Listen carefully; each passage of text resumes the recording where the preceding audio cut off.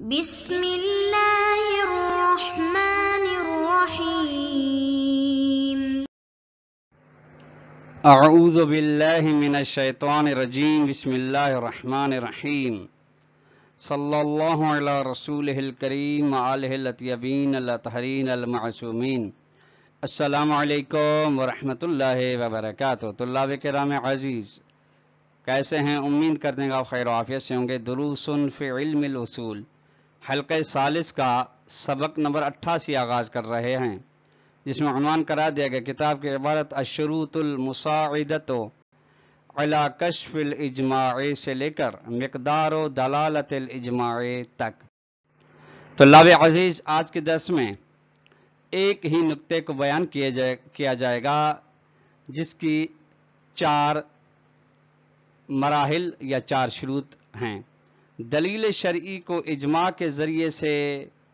کشف کرنے کی شرائط چہرگانہ کی وضاحت، یعنی اجماع جب دلیل شرعی کو کشف کرتا ہے کہ اس کے اندر معصوم کی نظر ہے یا معصوم کے سامنے یہ بیان ہوا ہے یہ حکم جو اس حدیث کے اندر ہے، اس دلیل شرعی کے اندر ہے، تو فرماتے ہیں کہ اس کی کون سی شرائط ہیں، ایسے اجماع کی کون سی شرائط ہیں تاکہ وہ اجماع کاشف دلیل شرعی ہو سکے۔ آج کے درس میں ان 4 شرائط اجماع کو بیان کیا جائے گا۔ آئیے عبارت کو ملاحظہ فرمائیں۔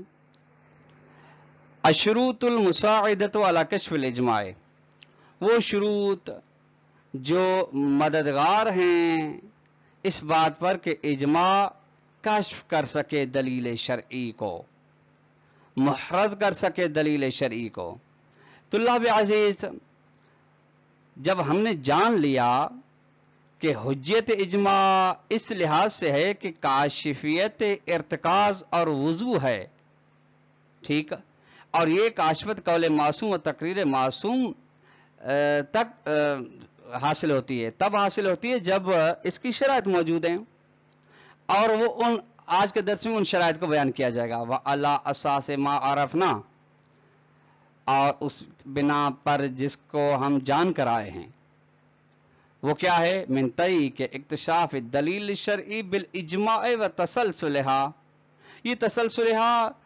جو ہے یہ اکتشاف دلیل شرعی کی تفسیر ہے، کہ وہ یہ جان کر آئے ہیں کہ دلیل شرعی کو کشف کرنے کا ایک راستہ اجماع ہے، کہ اجماع کے ذریعے سے دلیل شرعی کشف ہوتی ہے، ٹھیک۔ جب اس بنا پہ جب ہم یہ جان کر آئیں تو یمکننا ان نذکر الامور التالیہ، تو ہمارے لیے ممکن ہے، بہتر ہے کہ ہم ذکر کریں درج ذیل چیزوں کو۔ وہ کون سی ہیں؟ کشروط اساسیۃ، بنیادی شروط کو، لکشف الاجماع عن الدلیل الشرعی، کس کے لیے شروط ہیں وہ؟ اس بات کے لیے کہ اجماع کاشف دلیل شرعی ہے، وہ تب کاشف دلیل شرعی بن سکتا ہے جب یہ بنیادی شرائط موجود ہوں،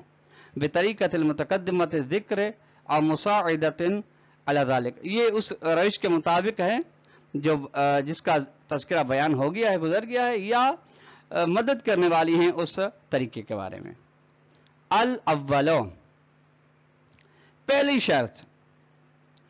جس شرط کی بنا پہ اجماع کاشف دلیل شرعی، وہ یہ کہ ان یکون الاجماع من قبل المتقدمین من فقہاء عصر الغیبۃ الذین یتصل عہدہم بعہد اغیار الروات، کہ اجماع متقدمین کی جانب سے، کون سے متقدم فقہاء کی جانب سے، اس زمانے غیبت میں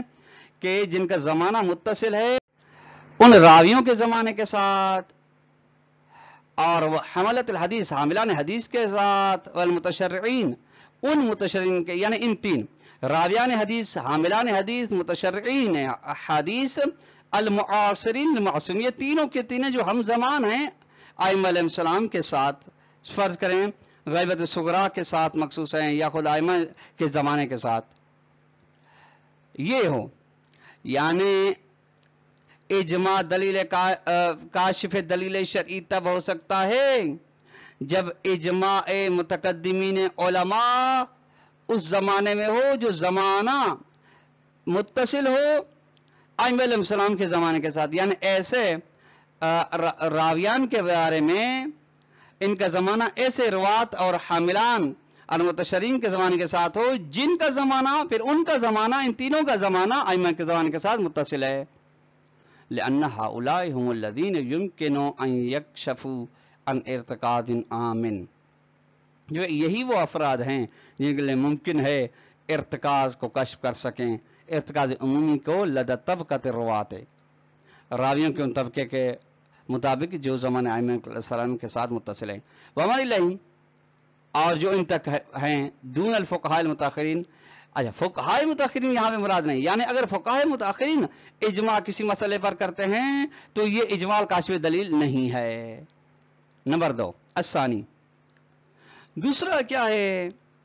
کہ ان لا یکون المجمعون او جملۃ معتد بها منهم قد سرہوا بمدرک محدد لهم، کہ اجماع کرنے والے یا ان میں سے اکثر حصہ یہ صراحت نہ رکھتے ہوں کسی بھی مدرک کے بارے میں جو ان کے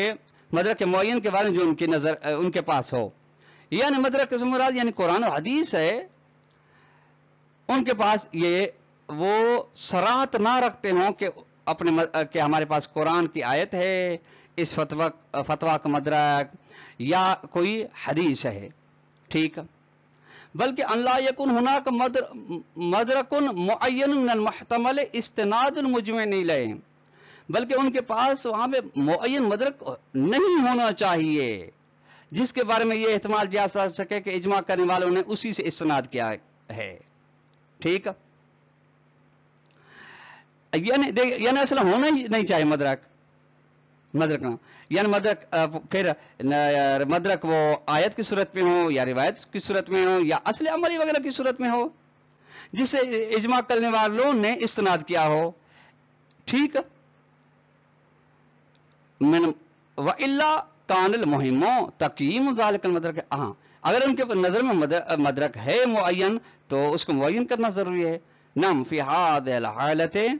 اس حالت میں قد یشکل استناد المجمعین الى المدرک المعین قوتا فیہ، یہ جو اجماع کرنے والوں نے مدرک معین کی جانب نسبت دی ہے کہ ہم نے فلاں مدرک کی بنا پہ یہ فتویٰ دیا ہے، یہ ایک اشکال معین قوی اشکال کو بناتا ہے اس استناد کے بارے میں. وَيَكْمُلُ مَا يَبْدُو مِن نَقْصِهِ، اور کامل کرتا ہے اس چیز کو جو اس کے نقص سے ظاہر ہوتا ہے، یعنی یہ استناد اور اس کے اندر جو نقص ہے، قوت فرق ضعف روایت پایا جاتا ہے سندی یا دلالتی، اس کو کامل کرتا ہے، اس کو جبران کرتا ہے. اچھا، ومثال ذالک، اس کی مثال یہ ہے، ہم ایک خارج سے مثال پیش کرتے ہیں، وہ یہ کہ اگر ہماری نظر میں ایک روایت ضعیف ہو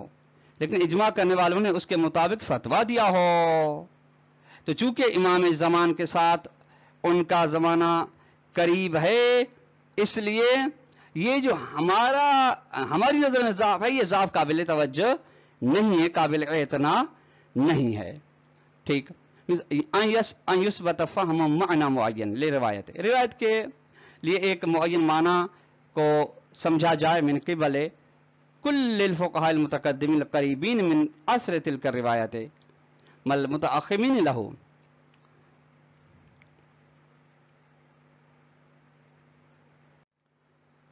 کہ معنی معین کو روایت کے لیے آپ سمجھنے کو ثابت کرتے ہیں ان فقہاء متقدمین کے جانب سے جو قریب ہیں روایت کے زمانے کے ساتھ، ٹھیک. تو فإن ذلك قد يقضي على التشكيك المعارض معاصر في ظهور في ذلك المعنى، تو یہ چیز، یہ معنی کو روایت کے لیے ثابت کرنا، یہ تقاضا کرتا ہے، فیصلہ دیتا ہے اس تشکیک کے بارے میں جو ہم عصر ہے ظہور متقدم فقہا کے زمانے کے ساتھ، اس معنی کے بارے میں. नजर निगाह करते हो लिकुर्ब उलाइक मिन असर नस, चूंकि ये फुक़हा मुतक़द्दिमीन नस के ज़माने के करीब हैं, वहादत हैं बिकसरत में कसीर में ज़ुरूफ़िल महजूबतना, और बहुत सारे ज़माने और कराइन के बारे में पर इहाता रखते हैं जो हमसे महजूब हैं, जो हमसे पोशीदा हैं। हो सकता है उनकी नज़र में ऐसे हों जो हमारी नज़र में ना हों। अस्सालिसो, नंबर 3 है कि अल्ला तुजद कराइन अक्सियतुन तदुल्लु अला अन्नहु फी असर रुवात वल मुतशर्रिअतिल मुआसिरिल अइम्मत ला यूजद ज़ालिकल इर्तिकाज़ व रुयतुल वाज़िहतु, के कराइन अक्सिया मौजूद ना हो, ये शर्त है। अच्छा, वो कराइन अक्सिया जो दलालत करते हैं इस बात पर कि रावियान के ज़माने में और मुतशर्रीन के ज़माने में, वो रावियान और मुतशर्रीन जो आइम्मा अलैहिस्सलाम के ज़माने में हैं, वो अच्छा उन इस पर ऐसे कराइन इन पर दलालत ना करते हों। अच्छा, वो कराइन क्या कहते हैं कि ला यूजद ज़ालिकल इर्तिकाज़ व रुयत, कि वो इर्तिकाज़ मौजूद ना हो और रुयत वाज़िह ना हो, अल्लज़ैन युराद इक्तिशाफ़ुहुमा, जिनसे इरादा किया जाता है जिनके बारे में कि ये इर्तिकाज़ और रुयत कश्फ करते हैं अन तरीके इजमाइल फुक़हा, इजमा फुक़हा रास्ते से अल मुतक़द्दिमीन के दलील शरई मौजूद है। वल्वजह फी हाज़िही शर्त वाज़िह, इसमें इल्लत जो है सूरत वाज़िह है। बाद अन रफना कैफियत तसलसल इक्तिशाफ है, इसके बाद कि हम जान कर आए हैं तसलसल इक्तिशाफ की कैफियत को। तसलसल इक्तिशाफ की कैफियत यानी इजमा कश्फ करे इर्तिकाज को, और इर्तिकाज कश्फ करे इस बात को कि सुन्नत सादिर हुई मासूम से। व दौरुल वसीत मुशार इलैहि है, दौरुल वसीत यानी वो इर्तिकाज जिनकी जानिब हम इशारा करके आए। ये जो तुलाब अजीज फीह की ज़मीर जो है इस इक्तिशाफ की जानिब लौट रही है। अर्राबिओ, नंबर 4 और आखिरी शुरूत इजमा में से ये है कि खुलासा ये इसका ये बनता है कि मसला, कोई भी मसला जिस के बारे में उलमा मुतक़द्दिमीन ने इजमा किया है, मसाले अक़लिया में से ना हो, यानी इस बात पर इजमा मसल फर्क मसाले के मुक़द्दिमतुल वाजिब वाजिब, ठीक है, इस बात पर इजमा के मुक़द्दिमा वाजिब वाजिब है, ये इजमा हुज्जत नहीं। अच्छा, क्यों? चूंकि वजूब मुक़द्दिमा अक़ली है। इसी तरह से अच्छा ये भी ना हो, ठीक है। नंबर 2, दूसरा लाजमी है कि इतलाक या उमूम भी ना हो जो इस हुक्म पर दलालत करता है जिस पर इजमा किया गया है। अच्छा, ये क्यों? क्योंकि अगर इजमा या उमूम होगा तो फिर यकीन नहीं किया जाएगा कि इजमा काशिफ इर्तिकाज है, ये इसके बारे में यकीन नहीं होगा, बल्कि ये इहतमाल हो सकता है कि इजमा के तहक्कुक का सबब ये इतलाक हो या ये इजमा हो और ये उमूम हो। लिहाजा नतीजा ये निकलता है कि हुज्जत इजमा मुलाजिम है इस बात के साथ कि तहक्कुक इजमा का सबब मुनासिर फ़क़त तअब्बुद शरई में, ठीक है, जिससे इर्तिकाज कश्फ हो सके। इतलाक या उमूम या हुक्म में आकल से हुज्जत इजमा साबित नहीं होती। लिहाजा ये 3 चीजें ना हो तब इजमा काशिफ दलील शरई हो सकता है कि अन तकून मसलत मिन मसाइल अल्लती ला मजाल लितलक़ी हुक्म आदत ला मिन क़िबल इशारा, जिस मसले के बारे में उलमाए मुतक़द्दिमीन में इन्हें इत्तिफ़ाक़ किया है वो मसला हो उन मसाइल में से जिनके बारे में गुंजाइश नहीं कि ये मामूलन नहीं हो समझा नहीं जा सकता सिवा इशारे की जानिब से, ठीक, यानी मसाले शरइया में से हो जिस पर वो इत्तिफाक उन्होंने किया हो। व अम्मा इज़ा कान बिल इम्कान तलक़ी मिन कायदत नक़लियत, लेकिन अगर 3 सूरतें बनती है, फिर अगर मुमकिन है वो मसला को समझा गया हो, तलक़ी ने उसको हुक्म को कायदे अक़लिया से समझा गया हो, जिस तरह के मुक़द्दिमतुल वाजिब वाजिब ना मुक़द्दमे के वजूब हुक्म वजूब को समझा गया कायदे अक़लिया के जरिए से एक, ठीक। औ कानत मसलतन तफरीतन, या मसले फ़रई हो। अच्छा, मसले फ़रई कहाँ से आता है? कद युस्तफ़ाद हुक्मा मिन उमूम दलीलिन और इतलाक़िन, جس کو سمجھا جاتا ہے دلیل کے عام سے یا دلیل کے اطلاق سے. ٹھیک. تو فلا یتم الاکتشاف المذکور، ان تین صورتوں میں اجماع کاشف دلیل شرعی کے لیے تام نہیں ہو سکتا ہے. تو اللہ عزیز آج کا درس آپ سے اختتام کو پہنچا. السلام علیکم ورحمۃ اللہ وبرکاتہ.